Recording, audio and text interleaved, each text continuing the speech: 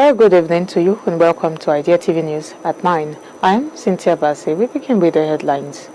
Zimbabwe is set to boost agriculture with new AI-powered farmers' tools. UK and Nigeria clarify deportation deal scope. Kenya launches rail extension to link with Uganda. Egypt pushes data-driven investment reforms with IFC support.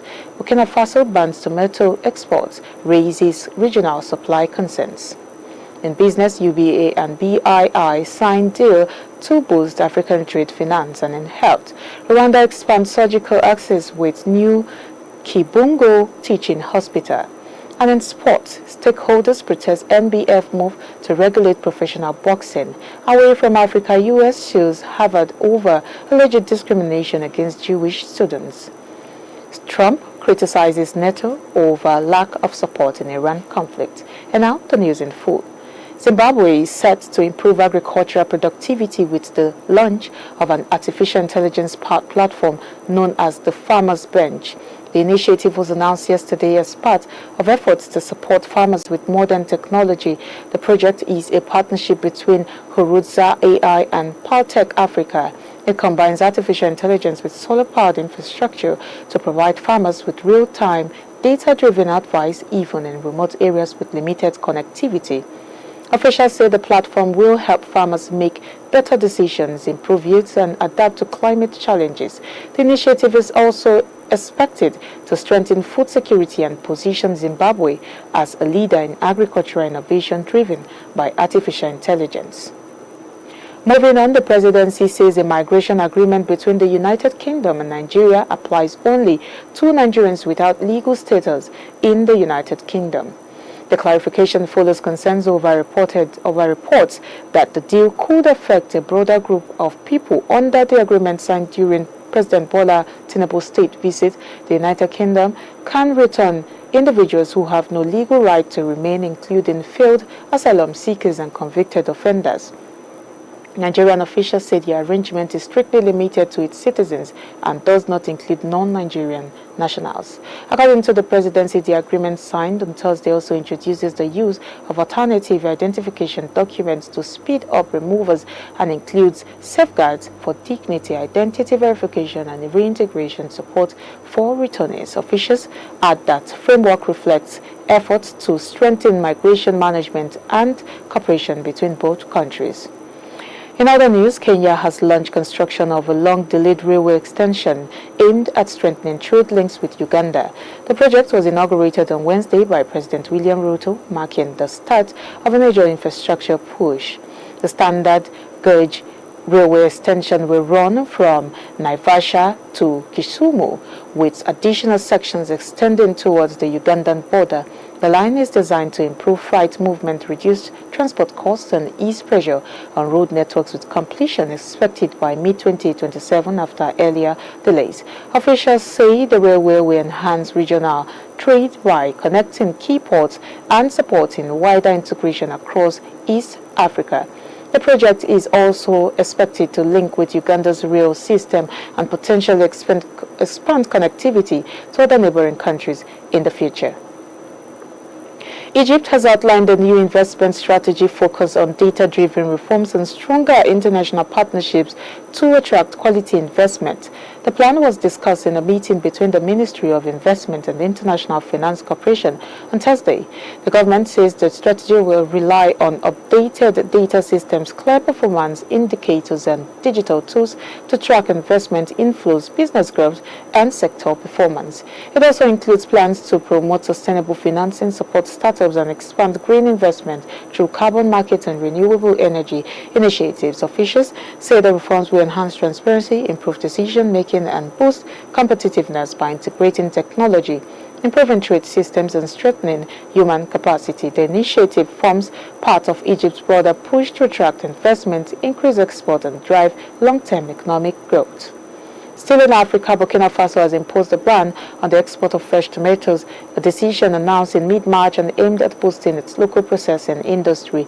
The policy is intended to keep more produce within the country to support domestic factories. The move is already drawing concern across West Africa, particularly in countries such as Ghana, which relies heavily on tomato imports from Burkina Faso during periods of low local production, while the neighboring countries including Cote d'Ivoire, Togo and Benin may also feel the impact due to cross-border trade links. Therefore, the long-term effects remain unclear. Traders and consumers fear possible disruptions to supply and rising prices, and in regional markets, the decision reflects a broader push by Burkina Faso to prioritize value addition and strengthen local industries, though its impact on regional food supply will become clearer in the coming weeks. We're going on a quick break now. The news continues when we are back.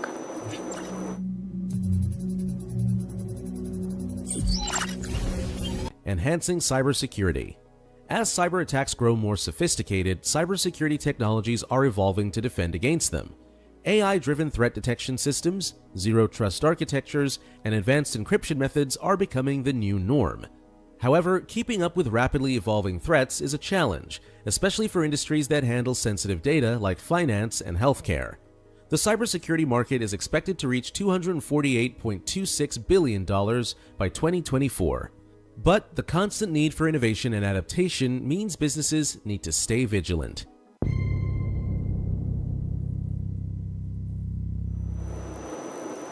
Welcome back. If you're just joining, this is Idea TV News at 9. Now, the rest of the news. United Bank for Africa and British International Investment have signed a letter of intent to explore a trade finance partnership aimed at expanding access to funding for businesses across Africa.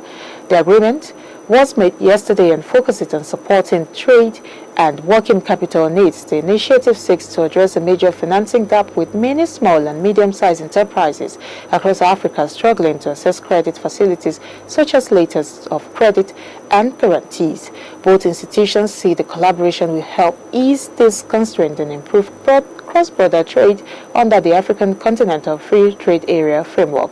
The partnership is expected to strengthen intra-African trade and support economic growth by connecting businesses to global financial systems. However, the agreement remains subject to further assessment and approvals before implementation. In health news now, Rwanda has expanded access to surgical care with the upgrade of KIBUNGO Level 2 Teaching Hospital, bringing critical services closer to communities. The development was announced yesterday as part of efforts to improve healthcare delivery. The facility, supported by the Ministry of Health, the University of Rwanda, and Operation Smile, features upgraded operating theaters and intensive care units and training spaces. Also, it is part of a hub-and-spoke model designed to ensure patients can access surgical care within a 2-hour radius. Officials say the initiative aims to address gaps in surgical access by strengthening infrastructure, training healthcare workers, and improving critical care services. The project also forms part of broader efforts to build a sustainable healthcare system and expand surgical capacity across the country. In sport news, tensions are rising in Nigeria's boxing community over a move by the Nigerian Boxing Federation to establish a professional boxing commission, a plan that stakeholders say could overstep its mandate and encroach on the role of the Nigerian Boxing Board of Control. The NBF says the new commission announced last week will oversee licensing, safety, officiating, and anti-doping in professional boxing, describing it as a major step forward.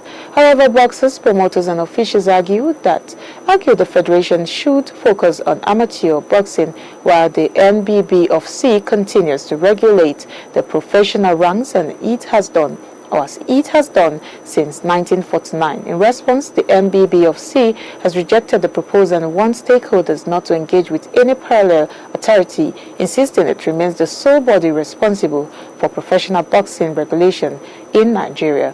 This dispute has prompted calls for intervention by the National Sports Commission to prevent disruption in the sports administration. Finally, away from Africa, the United States government has filed a lawsuit against Harvard University accusing the institution of failing to protect Jewish and Israeli students from discrimination on campus. The legal action announced today seeks to recover billions of dollars in taxpayer funding. Authorities allege that the university showed deliberate indifference to reported hostility and failed to enforce its own campus rules in cases involving Jewish and Israeli students. The government says this amounts to a violation of its obligations to ensure a safe and inclusive learning environment. The lawsuit comes as part of broader concerns over campus safety and discrimination, with the government calling for stronger accountability measures. Harvard has not yet issued a detailed response to the allegations. Donald Trump has criticized NATO allies over what he described as insufficient support for the United States in the ongoing conflict involving Iran. He made the comments today through a social media post. Trump said NATO countries were unwilling to take part in efforts related to the conflict, including securing key shipping routes, while still complaining about rising oil prices. He also said the United States were carrying most of the burden in the war. His remarks come amid heightened tensions in the Middle East, where the conflict has disrupted global markets and raised security concerns.